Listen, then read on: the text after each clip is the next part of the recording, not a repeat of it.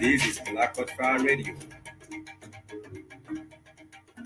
Hamzamo familia, welcome to the 54 Correspondence show on the Black Fire Network Media for the 21st century. We want to welcome each and every one of us for joining us on the broadcast. We hope that you all having an enjoyable day.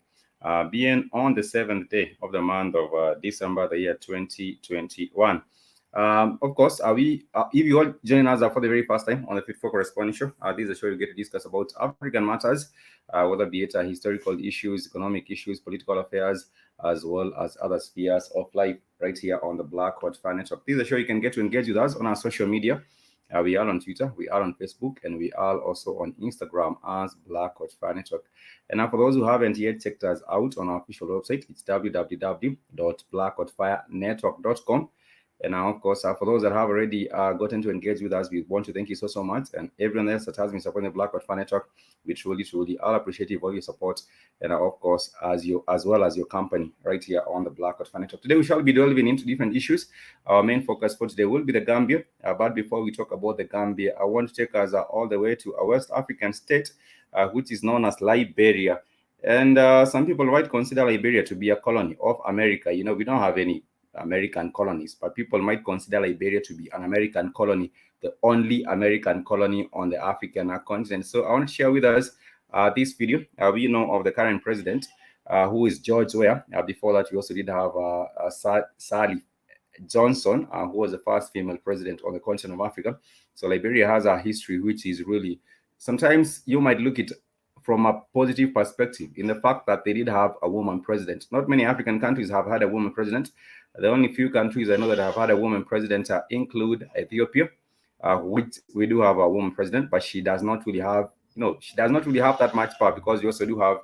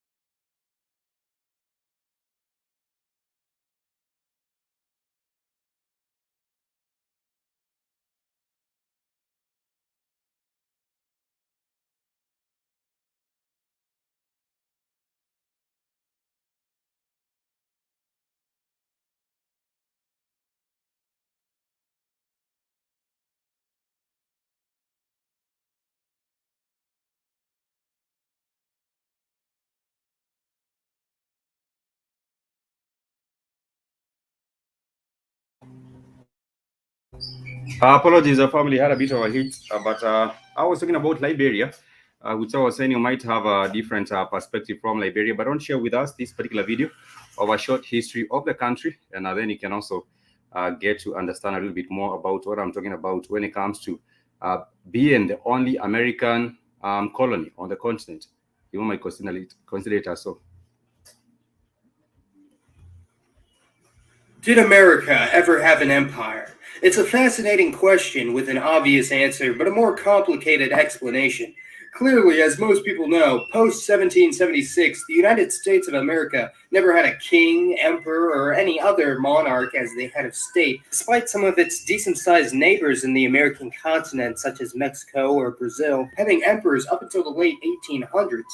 The United States did have many splinter groups with imperialist ambitions, ranging from the small, self-funded adventurers, such as the multitude of Southerners loyal to the Confederacy that attempted to conquer Latin America, as well as the former Confederate soldiers and their families that settled right outside of Rio de Janeiro in Brazil, and still acknowledge the Confederacy as a part of their heritage to this day, a topic we discussed a few months ago. The U.S. also had official and unofficial territories all over the world, such as the Philippines, Cuba, and Puerto Rico, concessions of the Spanish-American War, along with a plethora of islands in the Pacific Ocean, most of which have been uninhabited for decades, a relic of the U.S. military presence from World War II, although many of these are still a part of the United States to this day. The so-called scramble for Africa of the 19th century was one of the largest territorial changes in all of history, with virtually the entire continent falling under control of European powers such as France, Germany, Portugal, and the United Kingdom in only a matter of decades.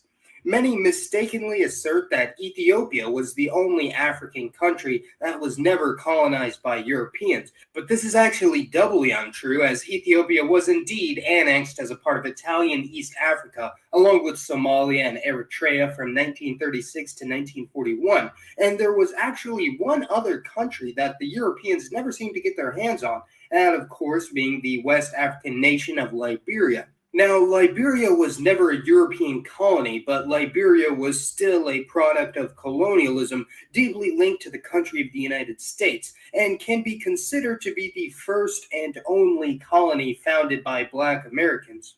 Nearly everyone is well aware of the history of Black Americans, a group which arguably makes up one of the largest single ethnicities in the United States, and are a conglomeration of many different peoples from many regions of Africa, molded and shaped over hundreds of years through shared struggles and values. Ever since the first African arrived in the North American colonies in the early 1600s, the populace had always been split on the issue of slavery and free Africans in American society. Many Northern whites saw abolition as inevitable and wished for a resolution for the soon-to-be millions of freed slaves that didn't result in competition with native-born whites, and thus the American Colonial Society, or ACS, was born. With the express purpose of repatriating North American blacks away from the United States. In 1816, the ACS received support from many different personalities from across the political and social spectrum. Some of these abolitionists and members of the American Colonial Society had their own personal vendettas for supporting and funding such projects, such as Henry Clay and other Southern Democrats, while others had truly altruistic motives, such as the highly religious Quakers, who saw the treatment of Native Americans and blacks as a moral abomination. After several failed expeditions to the coast of West Africa, the ACS settled on the windward coast due to its relatively close proximity to the United States when compared to other areas of Africa, its moderate climate, which is somewhat comparable to the southern U.S., and because no other European power had yet claimed the land. Other proposals on where to send free blacks and emancipated slaves sought a more convenient route, such as the Caribbean island of Hispaniola or Central America, and although not much came from these, a small community of American blacks settled on the Samana Peninsula in the Dominican Republic and still exists to this day. After 1821, small numbers of free people of color and emancipated blacks arrived in the windward coast, which became Liberia, with the largest settlement becoming Monrovia, named after the U.S. President James Monroe, who had strongly supported the ACS. For the next few decades, Monrovia and other American settlements were de facto territories of the United States, being a small, albeit important bastion of American values and culture, with the newly arrived American blacks being just as much strangers in this land as any white American was. They began to form their own political identity and ethnic consciousness based on individualism, civil liberties, and classical liberalism, although even among the American settlers, a class division emerged between the free people of color, who were mostly mulattoes with significant European ancestry, and the emancipated black American slaves, although both of these groups were collectively known as the Americo-Liberians. After Liberian independence in 1847, the mulattoes mostly favored the Republican Party of Liberia, which stressed anti-identitarian progressive values, while the emancipated blacks favored the Liberian Whig Party, which heavily leaned towards nationalism and other conservative ideologies. Although after 1878, Liberia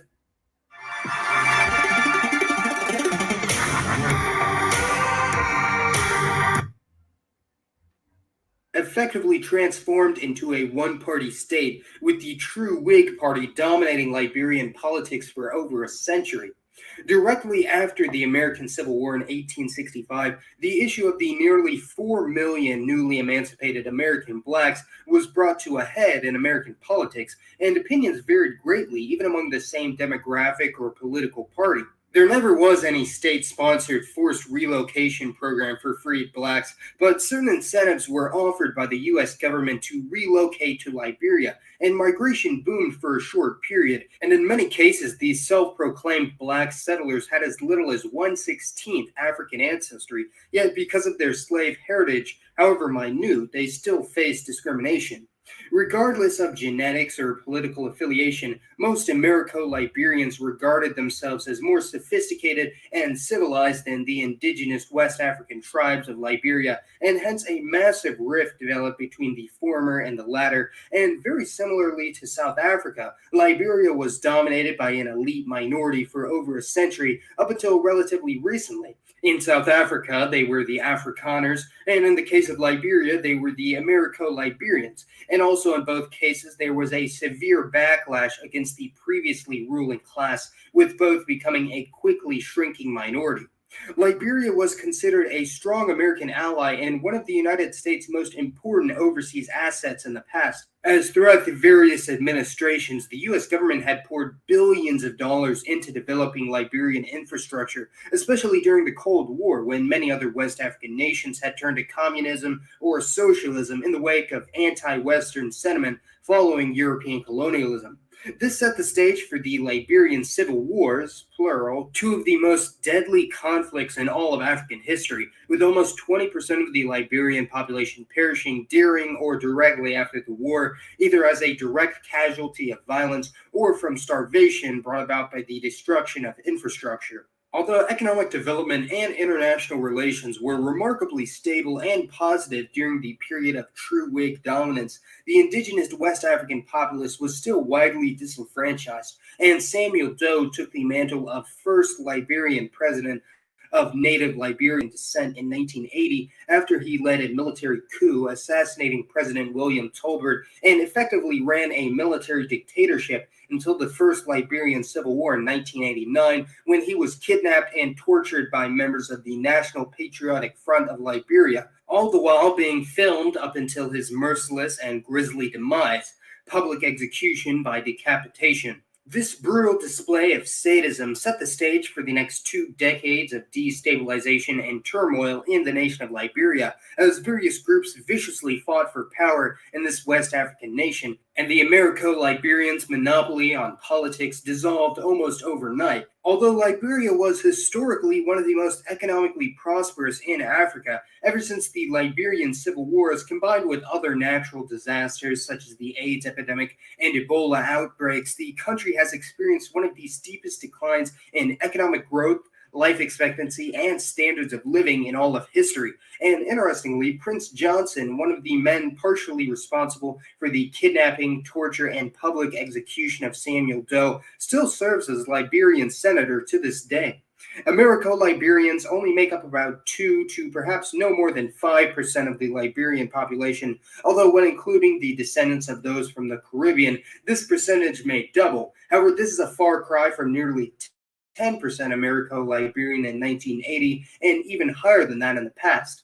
This is due to a variety of factors, notably a much higher emigration rate, as being better off financially allows Americo-Liberians an easier chance to escape the chaos, as well as a considerably lower birth rate than that of other West African ethnicities in Liberia because of their urban, centralized nature, and lastly, due to intermarriage with other groups in Liberia, which has become increasingly common in recent times.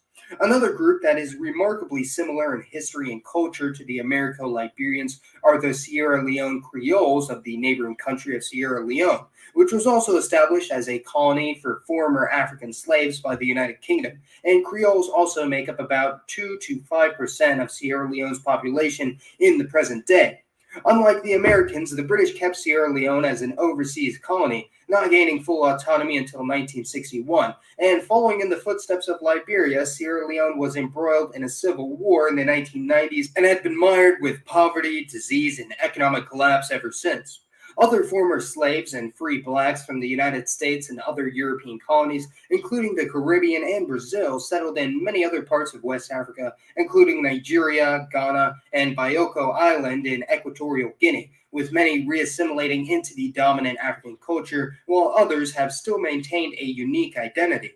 The Americo-Liberian culture is in many ways derivative of 19th century antebellum southern United States, with many of the colonists coming from places such as Virginia, Maryland, Mississippi, or Georgia, as well as having a strong Caribbean vibe from other settlers from Barbados or Jamaica that integrated with the Americo-Liberian population. They are a fascinating contribution to Liberia today and still. And of course, when you see this image of the two flags, the United States flag and the flag of Liberia, you all know that this was actually a place that was really run by Americans. Even till today, there is still that force of influence from the U.S. In Liberia in the conduct of their day-to-day political affairs. Convey many of the ideologies and principles that America was founded on. So again, I have to ask, did America ever have an empire? Please let me know your thoughts on the rise and tragic fall of America's first and last colony on the African continent. And as always, this has been Mason. Thanks for watching, everyone. And of course, that's a little bit of some history that has been shared. Of course, I agree with most of what has been said there. But he did not actually emphasize on the issue of the disagreement, or not really the disagreement, but the problem of the people getting to connect again. The people that were on the continent in Liberia at that time, and the people that were resettled back on the continent. In as much as we did have the originals, let me not call them the originals, but people who were actually settled already in Liberia, and those that came perhaps did see themselves as being better than the ones that they found there, and therefore there was that particular kind of a struggle of actually even resettling. And that is what I always keep on talking about. Even right now, if you were to have, for example, reparations in a way where people are told, we have given you 3 African states, where anyone would like to come back, anyone of African descent would like to come back and settle them, we will still have a bit of a problem, because the orientation in the mind is a bit different. Some people want to come back and maybe perhaps want to elevate themselves at a level where they think you might a little bit more urban.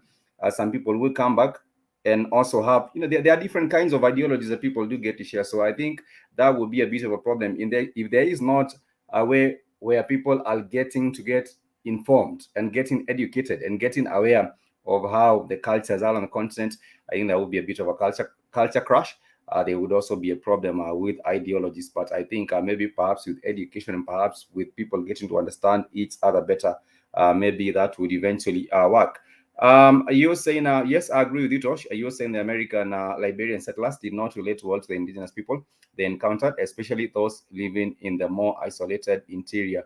Yeah, I agree with you 100%. And I also see Sister Michelle, you're saying morning. Good morning to you too. Thank you so much for joining us on the show. So Liberia is a case, I would say, Liberia was not really a success. For people who were thought that maybe Liberia will become a place where people are resettled and everything goes smoothly, Liberia would not be considered as a success. But let me share with you the flag of Liberia so that you can see how the flag is, and you can see this is like a small US Liberia. Let me show you the flag of Liberia so you can also see how they actually almost are very, very similar. If you compare the US flag and the Liberia flag, you would think they are almost the same, but this is how it looks like.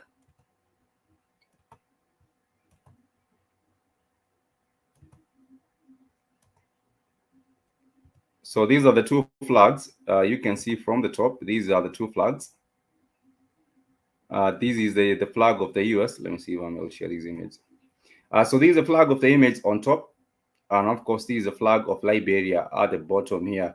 And this is why you see them having a similar flag, because this was a place where they were resettled, and people came from different places and they were resettled there.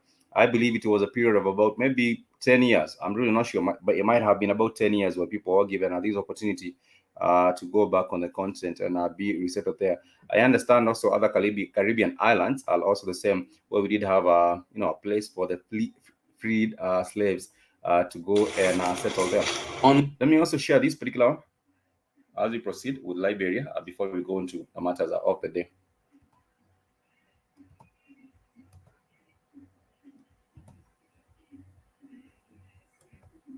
Liberia, the country of my birth, was founded by freed American slaves in 1822. There was this growing class of freed blacks and freed slaves here in America who had been freed by their owners under the proviso that they leave the United States and go back to Africa. Back to Africa movement is how Liberia came to be. My great, great, great, great grandfather, Elijah Johnson, was on the first ship of freed slaves that traveled from New York Harbor in 1820. This country was set up in a very antebellum sort of way, where the freed slaves and the freed blacks replicated a similar society to the one that they had fled from in the American South, except now that they were in Africa, they were the upper class, and the native Africans who they met there became the servants and the help. In 1980, this two-tiered system exploded when there was a military coup. They overthrew and killed the president, President Talbot. They raped so many women who were married to, who were of the elite class. Liberia descended into this very horrible civil war that lasted for almost 2 decades. And Liberia went through this horrific, horrific period that finally ended in 2003 when Charles Taylor was driven out of the country. 2005, Liberians went to the polls to vote for what many say were the first really open and free elections that the country had had. Liberians elected a woman president. Of course, like I was saying, there are not many African countries that have had selected or voted in a woman president. And I would also like to think that even in Liberia, these are sort of orchestrated. They had her put there. She was at some point, the president, she was at some point giving an interview. And she was saying that she had lived in Nairobi for a while. So part of her history, she has lived right here in Kenya. She got to operate a few I don't know if she ran a business, but she was in Kenya, Nairobi, for a while. And then, of course, I went back into her country, because there was a period where things were very, very tough. Like you heard, from 1980, things were really not good in Liberia. So many people fled the country. Most of the people are also killed in the same country. And I think at that particular point, that is when she had left the country and then went back later to her own country. And the story of Liberia is very, very much similar to the story of Sierra Leone, because in Sierra Leone as well, they went into a civil war where many people were killed. And of course, after that, right now they're trying. And at the same time, both of the countries also have a long history of getting these diseases that are like, we talk about them, the cholera. We also hear about, what do you call these? The Ebola as well, and other different viruses that we know have actually been made in the laboratory. And sometimes I would believe it's like it's a way of controlling the population in these countries, Sierra Leone and also Liberia. And most of the times you also hear DRC. The DRC can also getting to experience these different diseases that I believe have, of course, they are orchestrated. They are actually planned so that they can also be introduced among the population. And of course, I'll make sure that people are being reduced. Is your camera still not working? Yeah, I'm still using the camera is not working. The camera is bad. I was taking the computer to be made, but they said the camera is bad on. The problem is with the camera. But of course, I was talking about how the people were interacting, the Liberians and also the indigenous Liberians, and also the people that were resettled from New York and from all these different places. But also, there has been an issue of trying to restore the history of the country. Let me share a little bit of the same. On Liberia's Providence Island, an African American is in search of her past. Laura Pritchard from Michigan is stepping in the ruins of the first home built by freed American slaves, brought to Africa some 200 years ago. It's on Providence Island that they founded the Republic of Liberia. Providence Island feels like liberty. Providence Island feels like healing. Providence Island feels like joy and anticipation. And that Providence Island means it's a place where I can take the chains from my neck. I can shake the dust from my feet and I can start new. That's what I feel. In the country's oldest church, the young gather to celebrate Thanksgiving, a tradition brought by the free slaves, supported by the American Colonization Society. The founding settlers became the country's elite, and they kept many African natives in servitude, transforming their traditions, culture, and architecture. According to the Truth and Reconciliation Commission, this helped fuel Liberia's civil wars. 250,000 people died during the 2-decade-long conflicts. We're in downtown Monrovia, from where, during the Civil War, snipers would shoot at people. And it's in this neighborhood that, yet again, a 100-year-old building is being torn down to make way for new apartment blocks. Now, for some, this is Liberia moving away from its past, looking towards the future. For others, preserving these old buildings is an essential act of remembrance of Liberia's troubled and divided past. But this is magnificent, and they look so much alike. A shack that the owner, Richard Tolbert, wants to tear down, but architect Joseph Jones sees history worth preserving. You cannot forget about your past. We want the kids, the kids who are studying architecture, to understand how houses were built in Liberia before and why. Almost all of the free slaves came from America's southern state of South Carolina. The Southerners came here trying to emulate American culture. They brought American culture back to Liberia. Their intentions were not to be Africans.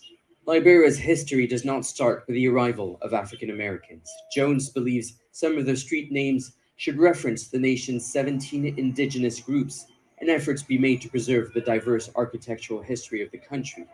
As an increasing number of African Americans make Liberia their home, Laura Pritchard believes there's so much to learn from the past in order to build a better future for all Liberians.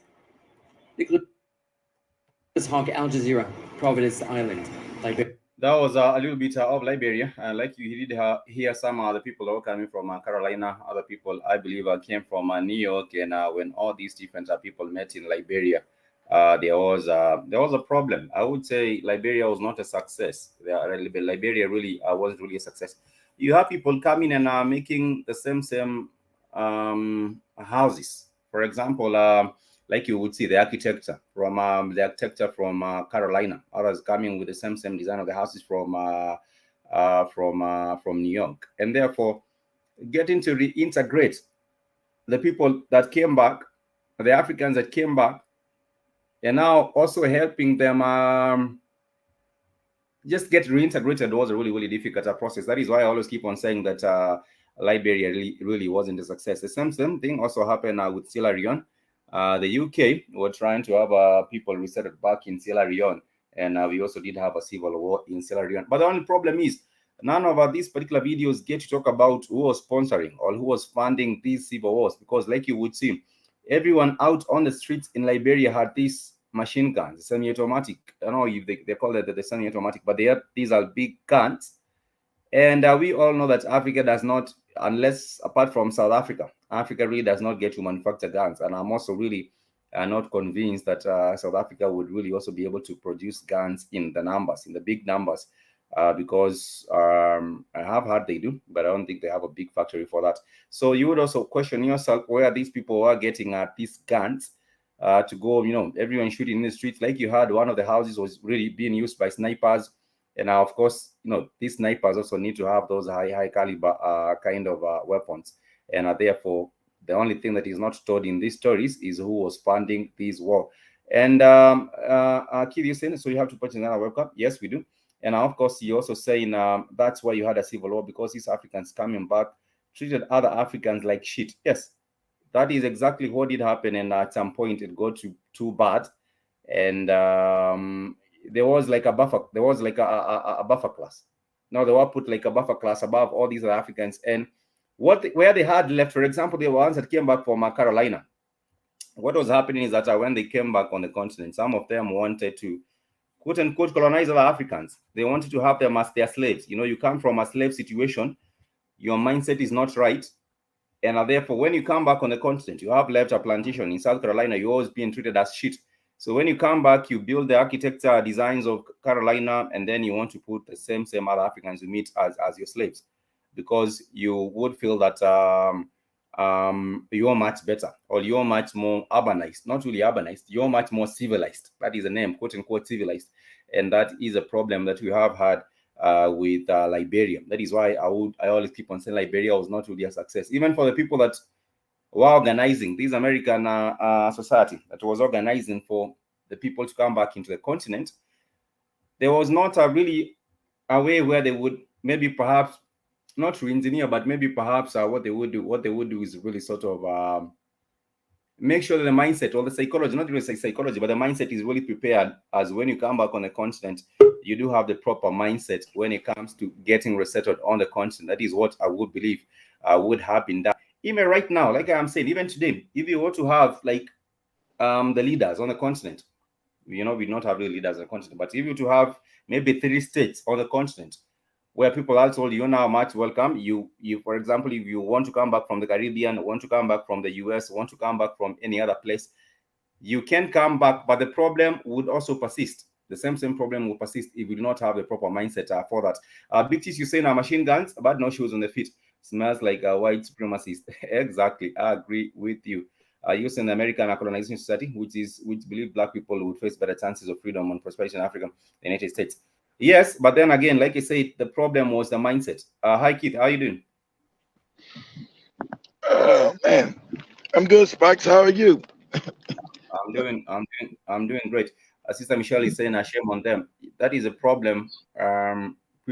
People really just coming back and are really thinking they would, of course, continue to enslave other Africans because it came from a plantation. So you want to They're about the same same subjugation culture that they were under back to their own people.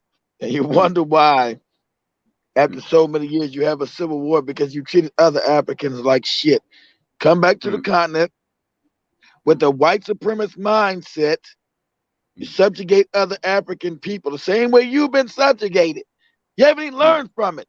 So that's what I'm talking about, the moronic of African people. You're gonna come back and instill your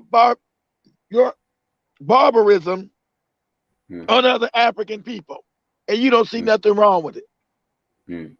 You're gonna come back. At that time, most of that part of Africa was still not Jesus, right? So you forced Jesus on the other Africans right there who didn't believe in the Jesus shit. You brought the shit that the white man forced on you. You force it on them, and then treat them like shit, and you expect that country to thrive. Eventually, it was going to be a boiling point. Absolutely insane. It got to a point where the people couldn't take it anymore. And I was saying it was the reintegration process was a failure. You cannot really. There wasn't an orientation. I believe there should be an orientation, a psychological orientation, because you remember the other Ghanaian we were talking about the other day. He went to Ghana. He's not a Ghanaian, but he was an African American. I went back into Ghana and he was saying, his money goes further. He's doing, now he's being treated as money's gone farther. I'm treated better. I'm like in the high society. But sadly enough, even though the African has done that too all over Africa. You go to Nigeria, you got an upper class. Going to Kenya, you got an upper. The African has done that shit still, even without the African American coming back.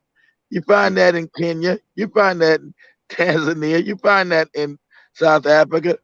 That these puppets, these political puppets, have made a bourgeoisie African from Nigeria to Kenya, a bourgeoisie political upper class that they've now created. And eventually, like I said, that's going to cause civil war within Africa eventually, finally. It's going to be complete wiping out of these puppets and bourgeoisie. There was the time when there was what can I call it, a protest? Not really a protest. There was a protest. It was a protest in Nigeria, which was the NSAS movement. And these people, they decided to go into the upper class neighborhood. It is known as Aleki. So what did happen is that now because these are the elite, the few elite in Lekki, they decided to attack. They decided to go into these places and steal some, get some stuff from them, because they believe, everyone should also be getting to enjoy the resources that Nigeria has, the oil. So you do have a few individuals who get to get all the benefits from the oil sales and from other resources Nigeria has. So they also break into this neighborhood, which is known as Lekki, because they do feel that this political elite, this elite class, they should also, they should not be living like this. They should not be treating other Africans like this. So I also get the perspective. I get the point that you are sharing, that even without the African American coming back on the continent, we also have had our own. We have a tier system, created by the colonization of Africans, where they put a now political class that are separate and apart from the people and think they're better than the people and treat the people like shit. That's why you had the bus in Kenya going into the dam off the bridge, because no one gives a shit. No one gives a shit about building correct infrastructure. No one gives a shit. You got a bourgeoisie class in Africa now who don't care about it's African people. African bourgeoisie. That is exactly what has been happening with our people, because we have taken that from the Westernization. We came from Ubuntu, where people were really focused on getting to treat each other with. Ubuntu. Ain't no Ubuntu in Africa no more. Every man for himself and fuck everybody else. Ain't no Ubuntu. African is too corrupt to practice any Ubuntu. He's corrupt. He's wicked. He's corrupt. The poverty. African is corrupt and a thief. Most Africans are corrupt and thieves, sadly enough, because of the political situation, colonization, and slavery. Wicked, and he's corrupt. So we came from a system where we would say you are because you are, I am because you are because I am, to a system where you do say I'm doing it for myself. Came from that. You came from that. That ain't what the hell you are now. So where the African is at right now is at a deplorable situation where everyone is thinking about themselves, and also just focused on making sure that they overdo everyone else and get to enrich themselves to their own benefit.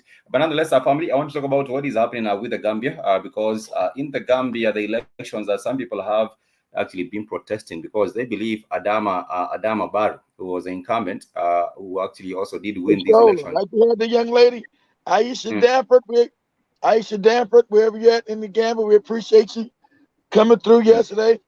Aisha, I'm sure you're correct, but Aisha Danford, that's a Gambian name because Mumpy Danford, but Aisha Danford, I'm sure you're correct. I'm sure you're correct about the election being stolen, and you said you got it right. It's stolen by the British. I'm sure you're correct. I'm not in Gambia. I'm sure you're right. I'm glad you know about it. Go ahead, Spikes. No, I was asking whether maybe they might be related. I have not seen the brother Bombi down for a minute, so I heard about Aisha. It could be. That's a common name in Gambia, so it could be what they call a distant relative. She could be like a fourth or fifth cousin or something like that. So it's possible. It's possible, of course. Same last name. She's from Gambia. He's from Gambia, even though he lives in Ethiopia now. So, but like you said, she know the election was rigged by the British, and he's nothing more than a puppet. And it's funny, she said exactly what I told you they do. He used tribalism because you Africans are morons. You practice tribal games, so he just uses the same tactics the Europeans did. That's why they never collapsed any of these tribes. You're the only people on the planet that still practice tribalism. Ain't that funny? The only people that do it. So he's so Aisha Danforth said it right. Said he used a lot of tribalism. He put tribe. That's what they do, Aisha. That's what they do. From Kenya to South Africa to Angola to wherever you at. Only Africa has 1 million goddamn goopy tribes, and they're the same people. Yesterday, you were telling Katie yesterday that if you walk up to any Chinese and ask them what tribe they are from, they will look at you crazy, wondering are you insane? You walk up to any European, ask them what tribe are you? What tribe are you from, or what tribe are you? They will look at you crazy, thinking you must. They'll look at you crazy and say, "Get out my face, you ignorant ass African." So what is happening is that the Gambia, the police have been dispersing protesters who have been contesting the presidential re-election. And of course, I was saying that there are many things that have been going on in this country. It's about over 65% of the population is the youth. And therefore, they would perhaps have thought that Adama Barrow, having been in power, even, having been the incumbent president before this election, he would have been able to do a few more things, a few things for them, just to sort of, spur employment. But we were saying yesterday, the problem is we do not he have ain't did nothing but start giving the country away to the Chinese and the Libyans and all the other foreigners because he's a puppet. That's why he's there, to make sure the country's resources go to foreigners and not African people. That's why he's there, and that's why he's kept in power. And the youth know it, and the youth know they didn't vote for his ass. So they know that they have been cheated with this election, and I was saying that is what happens at most elections, a la sham, and that is what has been happening with this. And so the Gambian police did fire tear gas on Monday, yesterday, to disperse supporters of the losing presidential candidate Oisanu Dabo, as they took the streets out to the capital of Banjul to contest the re-election. I have not heard from the Black Acres of the Gambia for a minute. I would like to also hear their. I haven't seen any content in a long time, so I don't know. You're right. I don't know. Haven't seen them in a year. Was it a year last time we talked to them? I used to get notifications from their channel because I subscribed, but I do no longer get the notifications from their channel to see what's going on with them. If the change of power also gets to affect I was never subscribed, so I don't know what the hell's going on. I have not seen their content for a minute. But hundreds of protesters did gather in the community of Serekunda, which is 12 kilometers from Banjul, the capital city, the day after Dabo and two other candidates said they would not accept Barrow's resounding win in Saturday's peaceful voting. So the police intervened with the tear gas when the crowd started scuffling with supporters of Barrow, according to Reuters report at the scene. And of course, later the police also broke up another protest of Dabo supporters near his house in Serekunda using tear gas. So it's a whole lot of shenanigans going on with that, but they know the process was rigged. And it was done in front of their eyes, and that is why the puppet, of course, has to be instilled there. Like you had the British, I believe, have a hand in this. They would like to have a puppet there that they can get to move. They can get to access. In the Gambia, one of the things that we get to talk about the Gambia is sex tourism. There is a whole lot of sex tourism that goes on with the Gambia. It's a place with a beautiful beaches. So they allow them the access to the children in this country. So they would also like someone who will not think they got access to children all over Africa because of impoverishment. Of course, everywhere you go, from Kenya, Tanzania, Angola, Namibia, everywhere you got coastal lines in Africa, you got the wicked ass European coming in for sex tourism. And in the Gambia, it's even much worse because we did have the president also not even saying anything, or not saying anything. Not gonna say nothing about it because he's a puppet. He's allowing the criminality to go on. He allows it.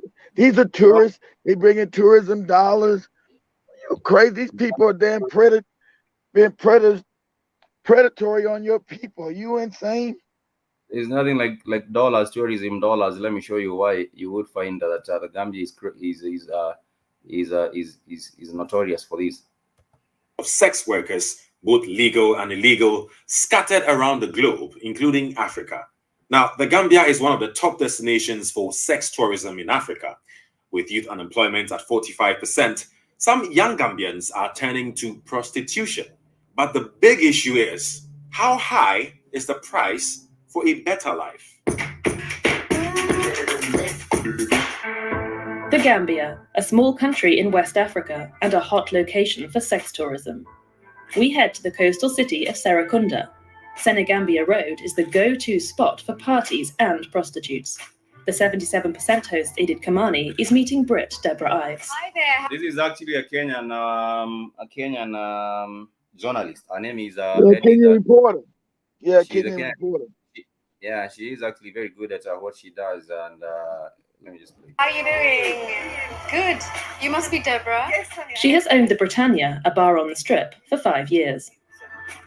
You can see them Zungus get to operate our businesses here. And like that funny kid, Mzungu. She's operating her business in the Gambia for 5 years because she's an Mzungu. That's why. That's why she's there. She's an Mzungu. Yeah. Of course. She's the one who gets to operate the flights for Jeffrey Epstein. Jeffrey Epstein's pedo circle. In the Gambia, there are a lot of people who are engaging in sex tourism. Is this something that you've seen, you're familiar with, you're aware of, you've heard of? I know it's going on, but I haven't actually seen it with my own eyes. I hear stories. Does blow your butt. It does blow your butt. Blow your butt. Big Cheese isn't. And listen, when you get to Africa, Big Cheese, you're gonna see the cracker owns everything. Still, they have not got back the businesses, the major businesses in Africa owned by the cracker. But she even with her little small bar, it annoyed. I told you that shit used to drive me insane. And I'd be in Tanzania or South Africa. Oh man, my blood would boil so damn bad. These Africans are working for these Mzungus in Africa. In Africa. I would get that's why I'm yelling now. The anger that goes through my body is undescribable. Go ahead. You see them operating at these businesses and they know what they're doing. But yeah, I believe it's going on. Do you think these young men and women understand what they're putting themselves into, the risks that are involved in such a business? I've no idea. I mean, I've never stopped to speak to anybody, call it what you like, a victim or whatever. Yeah, no idea. Those are people, the ones that coming down there. Ain't nobody black doing the damn sexual terrorism. It's her people doing the shit. I don't know what's going on. I know what's going on with these crackers coming down having sex with all these young African kids. I got no idea. She says she has never stopped any of them to ask them what business they are doing. So. New jeans. They want the earrings. They want a new boot. They want, the lipsticks. But they also need to provide for their family. Deborah knows prostitution is going on, but she chooses to look the other way. Tourists bring in money after all. But is it really as simple as this? Sell your body to a stranger and afterwards hit the shops for a new pair of jeans? Remember all them AIDS came from? AIDS come from the crackers. Locals and that's older where AIDS came from, black people. They're injecting you with shit and the European, and you sleeping with that beast. You see them Zungu.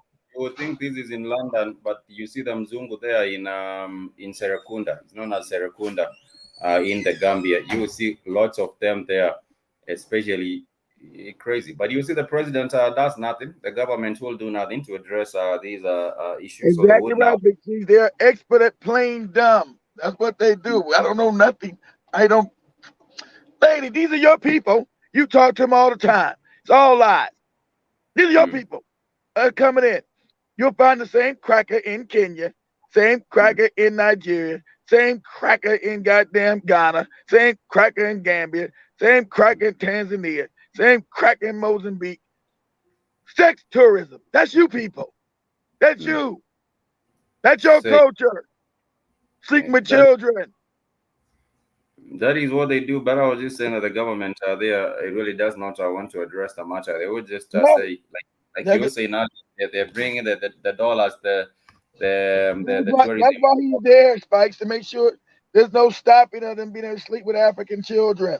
That's why he's there. That's why he's there. That's why Kenyatta is there. They don't stop it in Kenya either. You go to Coast of Mombasa, it's fucking crazy. That's why these puppets are there, to make sure none of that stops either. And I do see Big Cheese saying, Keith, you remember when Anili Fuller said white supremacy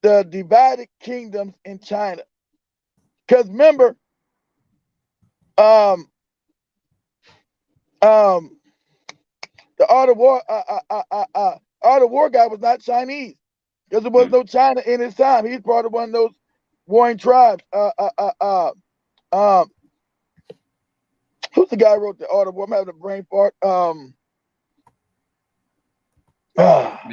These are the kingdoms. These are the kingdoms. You got all the kingdoms. Yeah, but that's you got the 9 warring kingdoms, not 9 or 10. It wasn't. And see, China wasn't as big then. Then they started getting small. That's 3. Then 2. And they started becoming 1. Man, what's the damn writer of the damn art of war? I forgot his name. Shit, I'm having a brain fart. Anyway, he never lived in China. There was no China where he lived. This was just another Japanese colony, just another place around by the Japanese. I do see its way. There's one, the Shu and the Wu. Yeah, Shu, Wu. Yeah, there was 9 of them. You got to go further back in time. You got like 9. I think this guy named wrote the Art of War. I think he's from Shu. See, there was no China. China didn't exist when he was writing the Art of War. He was right. Was no China, was no Chinese. Are you talking about the sons who made the quote about the?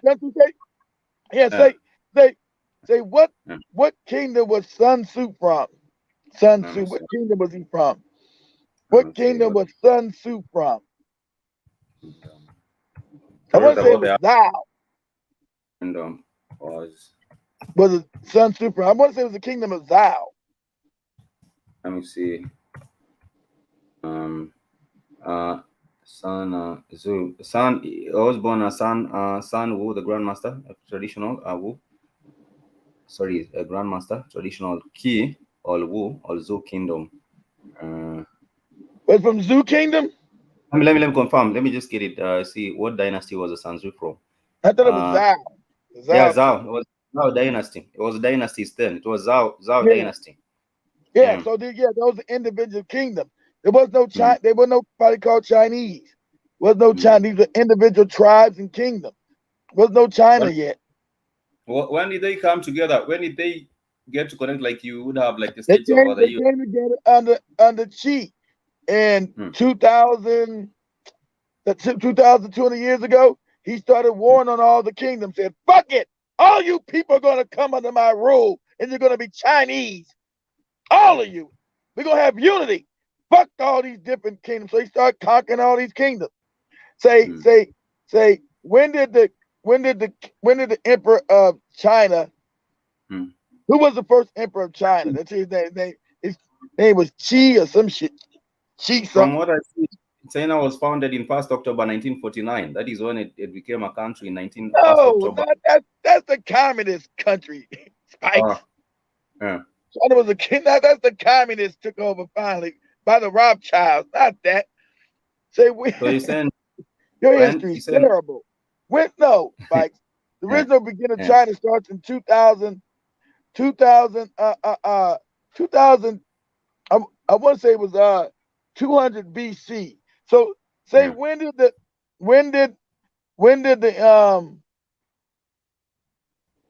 first emperor? The first emperor of China. Yeah, who was the first emperor of China? What year was the first emperor of China? It was 200 BC, I think. 200 BC. Let me see. Emperor. I'm talking about 2,200 years ago. We're talking about 1947 or 40. What the hell you said? Oh. It was Xin Shi Huang, China's first emperor. Exactly. About it came China. Xin came China. China. It was 2,277 years ago. 2,277. So it was 277 BC. So I was right. So it was 200 BC. So it was I was right. It was around 200 BC. I was right. So it was 2,200 something years ago. Exactly. That's when China becomes a country, Spikes. Not no damn 1948. So over 2,000 years ago, he was fighting to get rid of the damn tribes. So these tribes have got to go. You'll fall under my rule. If you don't, I'll murder you all. He was the first. He became China's first emperor when he was 38 years after King Qin had conquered all other warring states and unified all of China in 221 BC. It was in 221 BC, and he was Shi Huang. But I was saying Africa should also get to learn a thing or two from this, because we would need to get to a place where people.